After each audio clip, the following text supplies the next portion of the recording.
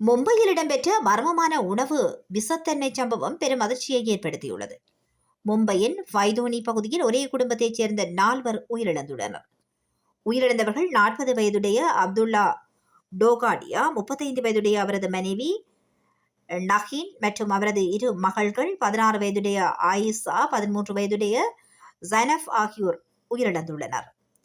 தகவல்களின்படி குடும்பத்தினர் இரவு உறவினர்களுடன் சேர்ந்து சிக்கன் புலாவ் சாப்பிட்ட பிறகு நள்ளிரவில் குடும்பத்தினர் மட்டும் தர்பூசணி பழம் சாப்பிட்டுள்ளனர். அதனைத் தொடர்ந்து அதிகாலை நேரத்தில் வாந்தி மற்றும் மயக்கம் போன்ற அறிகுறிகள் ஏற்பட்டதால் அவர்கள் ஜே மருத்துவமனையில் அனுமதிக்கப்பட்டனர். எனினும் சிகிச்சை பலனின்றி 4 உயிரிழந்தனர்.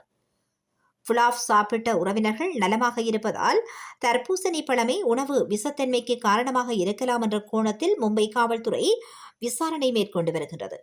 மேலும் பழங்களில் நிறத்தை அதிகரிக்க ஊசி மூலம் பழங்களில் ரசாயனங்கள் செலுத்தப்பட்டுள்ளதா என்பதையும் கண்டறிய மாதிரிகள் தடயவியல் ஆய்வுக்காக அனுப்பப்பட்டுள்ளன.